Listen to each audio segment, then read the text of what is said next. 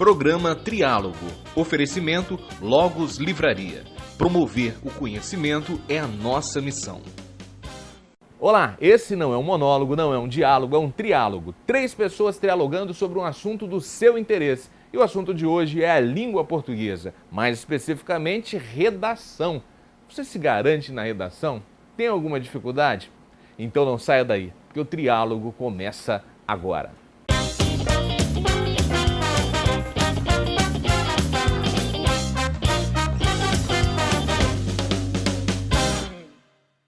Com a publicação do resultado do Enem 2014, veio a público a informação que 500 mil de estudantes tirou nota 0. A que se deve esse resultado? O excesso de cobrança dos avaliadores ou a carência de informação dos avaliados? Para conversar sobre esse assunto, eu tenho aqui o professor Guilherme Vigiano e também a estudante Eduarda Vitória. Antes de começarmos o programa, eu quero que você assista esse vídeo. Você não pensa que é brincadeira, Inês? Você pensa que é brincadeira? Isso é a vida da pessoa. E você deixa assim. Não, mas o que eu quero falar aqui, é pior. Porque você tá achando que eu tenho um cara de Pokémon, de Digimon, de Bob Esponja, Dragon Ball Z, de Monster High, de Barbie? Tá pensando que quer fazer Enem Xuxa, é? Porra de publicidade infantil! Eu nunca vi publicidade infantil na minha vida! As pessoas estudam sobre seca, estudam sobre água, estudam sobre política, estudam sobre a porra 4. E quer publicidade infantil que eu nunca vi na minha vida. Quem aí viu publicidade infantil? Quer saber de porra de publicidade infantil? Eu não sou dono de loja de boneca, não. A pessoa vai cagando pra porra do Enem. Chega lá o banheiro sem porta, sem papel higiênico, sem água na descarga. Bota ele pra falar de merda. Agora não vou por publicidade infantil, não. Eu tô aqui pra mandar um recado. Vocês estão mexendo com as pessoas erradas. Porque é exame nacional do ensino médio, não é exame nacional dos doidos, não. A pessoa estuda tudo e cai publicidade infantil. Publicidade infantil. Infantil, eu não sei nem o que é. Eu não sei nem o que é, não sei nem o que eu coloquei. Porra de publicidade infantil. Então, Eduarda, você, quando pegou o tema lá do Enem, sua reação foi igual do garoto aí? Não. Mas foi surpreendente, assim, profissional, que você bateu? Você percebeu que o pessoal, de alguma forma, também ficou surpreso ali? Muita gente ficou, assim, surpreso, igual eu fiquei surpreso, porque eu não esperava um tema daquele. Mas acontece, né? As pessoas agir daquela forma, daquela maneira. O professor Guilherme, esse tema não era um tema que estava entre os 10 os temas mais trabalhados em sala de aula pelos professores e tal. Foi uma pegadinha do Enem? Não diria que foi uma pegadinha, mas assim, foi um tema que não era esperado, não estava entre os 10 mais cotados, né, nem pelos professores, nem pelos grandes sites, né, que fazem as suas apostas. Mas assim, acho que os professores que souberam trabalhar os grandes temas com os alunos e souberam, sobretudo, fazer com que o aluno dominasse a técnica da redação, fez com que o candidato saísse bem. Apesar, é claro, de o tema ter surpreendido. Eduarda, você, na sua avaliação, você imagina que esse tema foi difícil mesmo ou os estudantes estavam mal preparados? Estavam mal preparados. Não foi tão difícil assim, não. Dava para desenvolver um bom tema. Você mais especificamente, como que foi sua preparação? Você fez o Enem por 2 oportunidades já, não é? Nesse quesito de redação, como que você se preparou? Como que você se prepara? Você tem algum ritual? Como é que é? Porque na primeira vez que eu fiz o Enem, eu fiz o preparatório, eu estava estudando, terminando o ensino médio. Esse ano o ano passado, no caso, eu já não estava estudando. Mas assim, é bom sempre estar escrevendo atualidade, sempre estar procurando buscar as atualidades.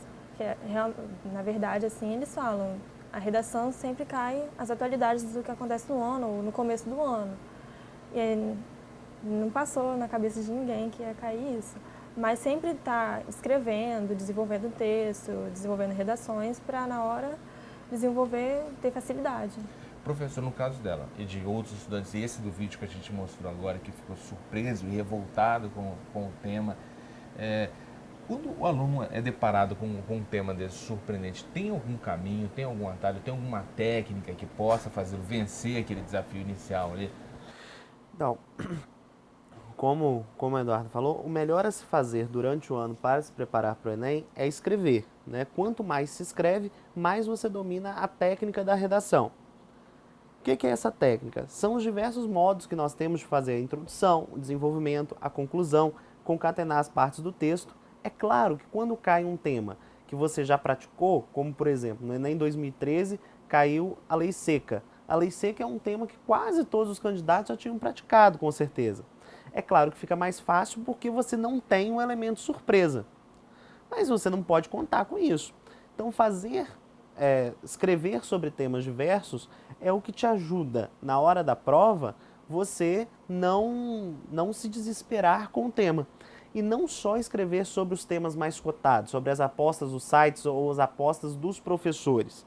Escrever também sobre temas inesperados, sobre temas que possam trazer este elemento surpresa para o candidato é o mais indicado. Você também corrige redação, não é? Sim. Quando corrige redação, quais são os erros mais comuns que o senhor percebe? Os erros mais comuns são primeiro, do candidato que fica na mesma ideia o texto inteiro.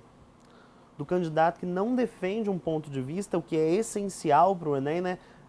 O Enem pede que o candidato assuma um ponto de vista na redação, e o candidato que tem argumentos falhos ou argumentos que não conseguem referendar o ponto de vista que ele colocou. Por exemplo, nesse caso da publicidade infantil, o que seria um argumento falho nessa construção textual? Você lembra como você defendeu? Você foi a favor da regulação da publicidade infantil, se você foi contra? Olha, eu escrevi muito sobre a influência, que hoje em dia as crianças mesmo, muito internet e essas coisas influenciam muito as crianças. Então, eu joguei muito essa ideia de... Então você era a favor da regulação, né? Era a favor,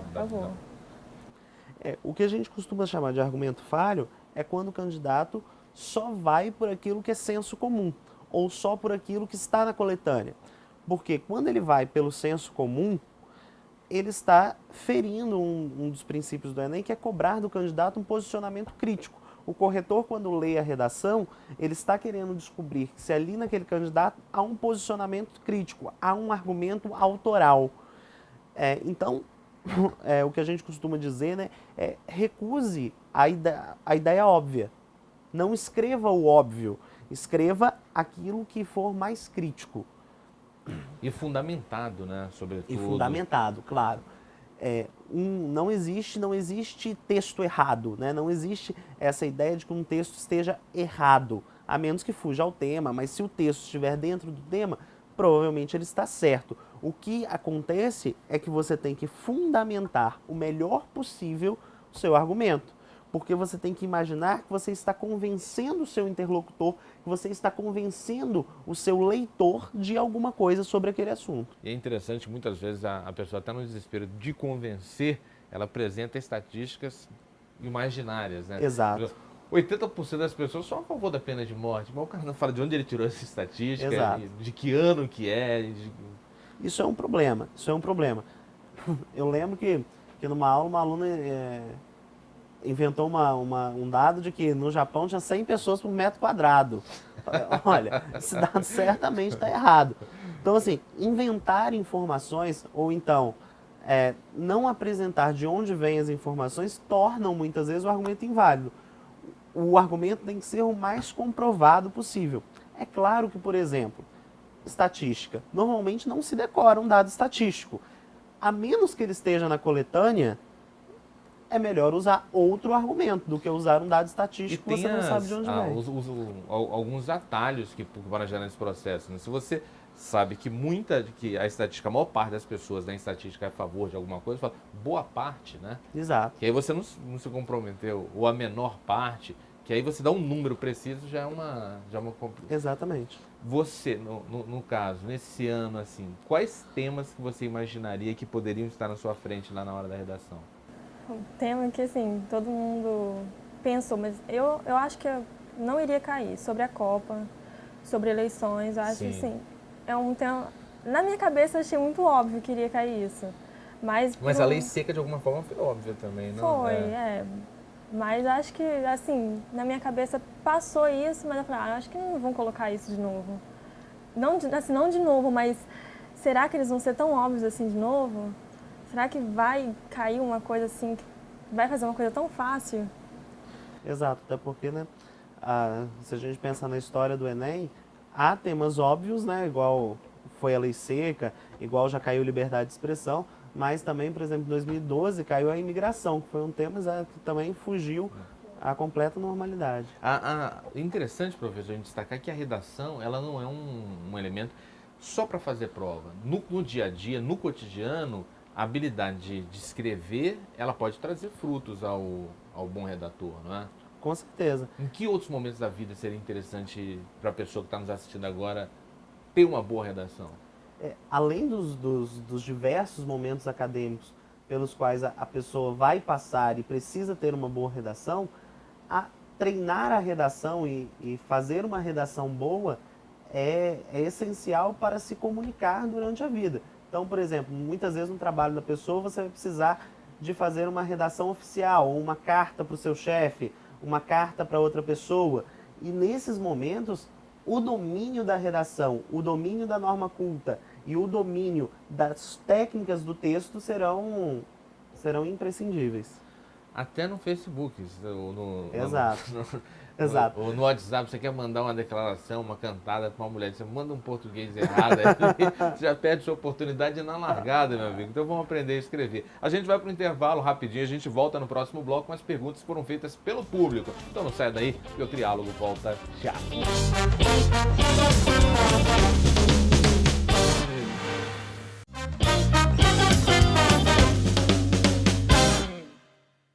Estamos de volta com o Triálogo, que nessa edição está conversando sobre a língua portuguesa, mais especificamente as dificuldades que o público tem com a língua portuguesa no que tange a escrever, a fazer uma boa redação. A gente tem o professor Guilherme Vigiano e também a estudante Eduarda Vitória. Nesse bloco tem as perguntas do público e olha, as perguntas estão bem interessantes. A gente começa por essa.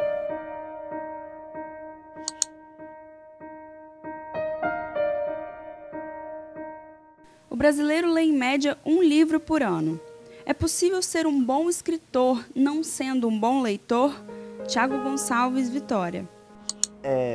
Essa coisa de unir leitura e escrita é uma coisa fundamental. Veja, a leitura vai nos ajudar principalmente naquilo que você vai dizer. A leitura te dá o conteúdo e diversos mecanismos de expressão para aquilo que você vai dizer na redação.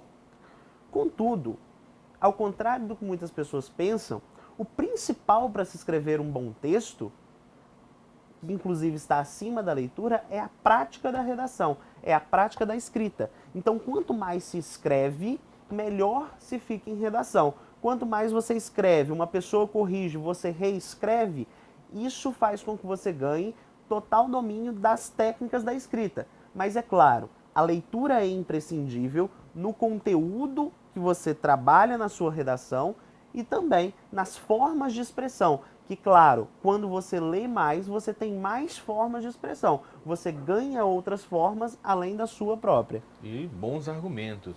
Com certeza. Eduarda, quantos livros você leu em 2014? Vou falar 2015 ainda, que você deve estar lendo ainda o primeiro.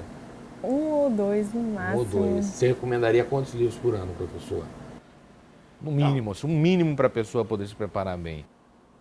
Veja, isso vai muito do tipo de livro que a pessoa lê. Uma boa média seria de um livro por mês, por exemplo, né? Que isso faria com que você nunca perdesse o ritmo de leitura. Mas ler é importante por isso, né? Para ganhar os argumentos, portanto, é interessante que também não só se leia livros, né? Além desse um livro por mês, para não se perder o ritmo de leitura, é interessante que o candidato leia outras fontes de atualidades, revistas, né? Exatamente, Sites. além da sala de aula. Exato. Vamos para a próxima pergunta.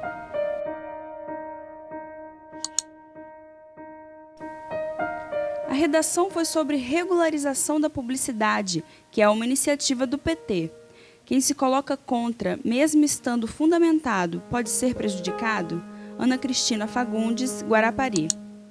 Bem, essa é uma questão interessante, uma questão que muitos candidatos têm dúvida em várias provas. Veja, os candidatos muitas vezes perguntam, se a prova é do governo, eu tenho que defender o governo? Não, não. Veja, isso é um mito. Desde que esteja bem fundamentada o argumento, você pode defender qualquer posição que esteja dentro dos direitos humanos, obviamente. Mas você pode defender qualquer posição, contra ou a favor do governo. Até porque o corretor não necessariamente é a favor do PT ou é a favor do partido que está no governo. E do ponto de vista ético, né, ele tem um compromisso de uma Com isenção, certeza. não é? O corretor, né, deve ter uma isenção em relação à sua opinião sobre o tema. Então, não se deve pensar na opinião de quem está corrigindo, ou se a prova é do governo, ou se não é do governo. Deve-se pensar em fundamentar bem a sua opinião. Que é um erro bem comum, né? Às vezes as pessoas querem defender pontos de vista sem uma determinada fundamentação. Veja, por exemplo, em casos de pena de morte. Você é a favor da pena de morte por quê? Porque bandido bom é bandido morto. É o argumento da pessoa, sabe? Pau que nasce torto, desse direito. Então, a pessoa não tem uma consistência sociológica, filosófica, histórica para poder defender o ponto de vista. E aí, nesse caso, é interessante ver que a redação não é um componente que termina nele mesmo. Ou seja, ele dialoga com a história, com a geografia, com as outras ciências. E, inclusive, né, o Enem cobra essa interligação com as outras disciplinas. Uma boa redação é aquela que se interliga com os conhecimentos aprendidos em outras disciplinas. História, geografia, filosofia, matemática, física. E como você falou, o principal é fugir a esse senso comum. Então, por exemplo, se na pena de morte eu defendo que bandido bom é bandido morto, eu tenho que justificar isso. Eu posso até defender, mas eu tenho que justificar isso. Bandido bom é bandido morto, mas bandido é só o cara lá da favela ou o bandido bom é bandido morto também? O cara que faz gato de TV a cabo. O cara que faz gato de TV a cabo, exatamente. Você que está assistindo que fez gato, hein? Olha que deu uma apertada. Vamos para a próxima pergunta.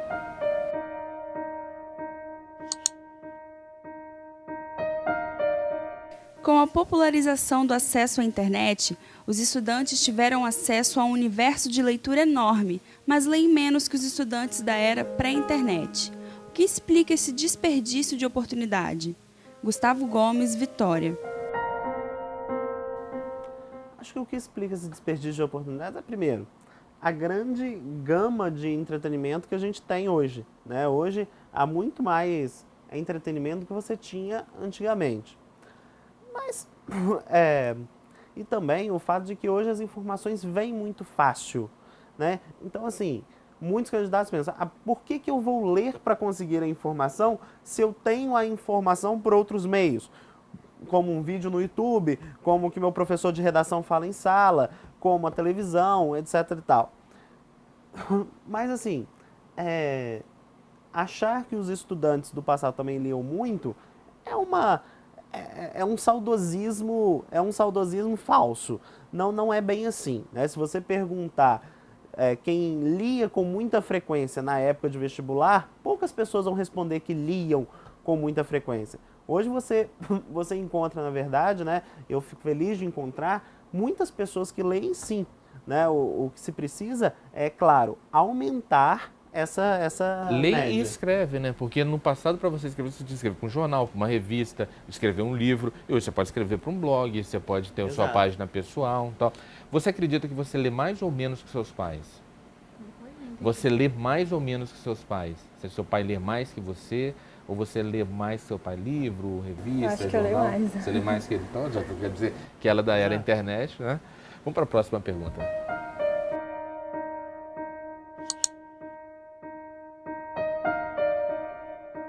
Ter letra feia pode ser um fato que influencie na boa vontade do avaliador durante a leitura de uma redação? Natália Lucena, Colatina.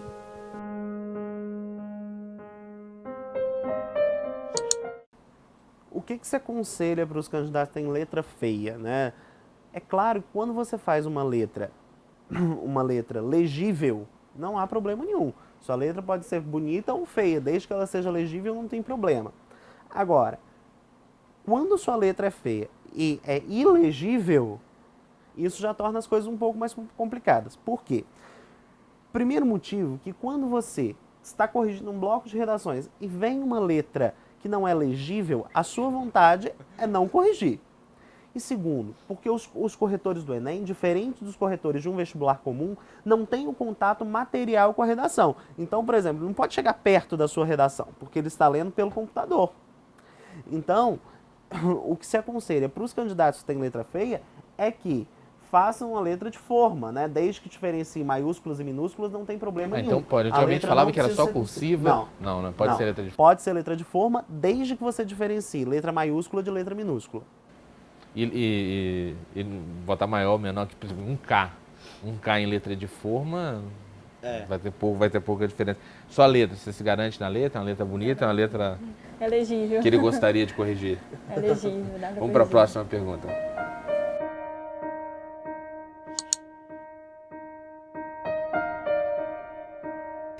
O tema do Enem 2014 foi publicidade infantil, uma discussão que a mídia tenta esconder do grande público. Esta omissão da mídia explica de alguma forma a dificuldade dos estudantes? Robson Barros, Vitória. Sim, sim. A publicidade infantil é um tema que estava em voga, na verdade, né? Ocorreu um debate muito importante na política do Brasil sobre a publicidade infantil, mas realmente a grande mídia não divulgou tanto como deveria ter divulgado. Isso explica o fato de que o tema do Enem tenha sido surpresa, né? E, portanto, a dificuldade dos estudantes com o tema. Vamos para a próxima pergunta.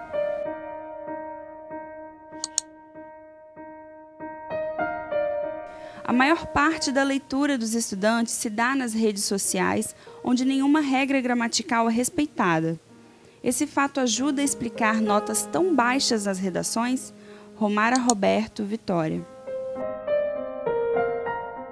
Ajuda muito pouco, porque, como eu disse, o Enem não vai priorizar o domínio da norma culta. O domínio da norma culta é um dos itens, mas a consistência dos argumentos e aquilo que o candidato vai dizer sobre o tema é muito mais importante do que escrever certo, escrever de forma adequada a norma culta.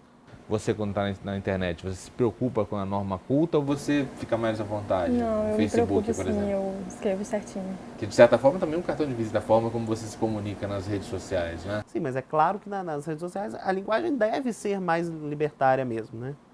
Então a gente vai para o intervalo e volta daqui a pouco com as indicações de leitura dos nossos entrevistados, dos nossos convidados, nossos trialogadores. Até!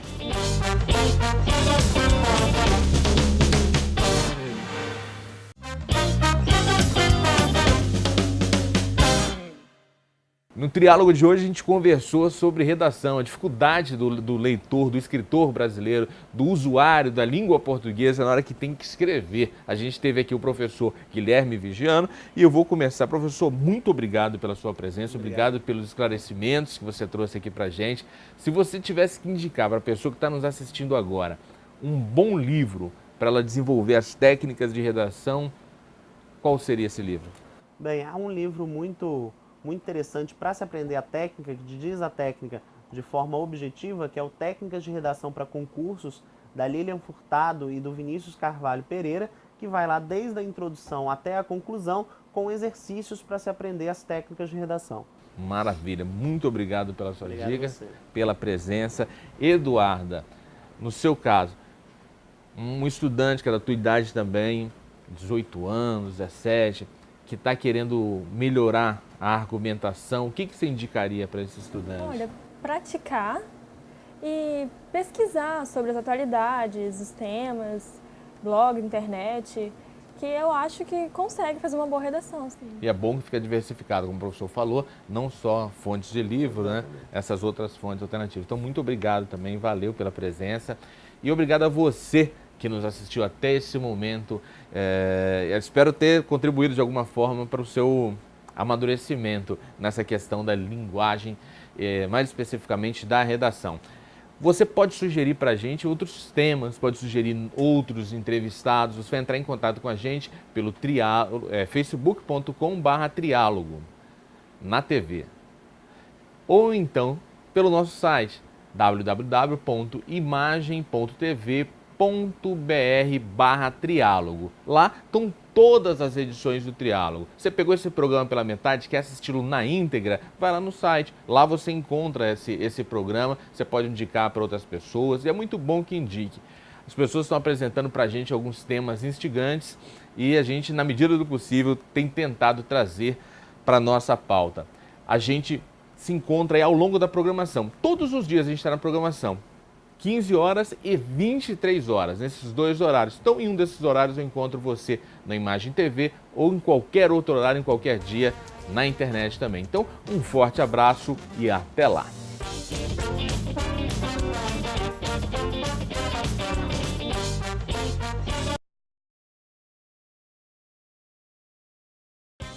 Programa Triálogo. Oferecimento Logos Livraria.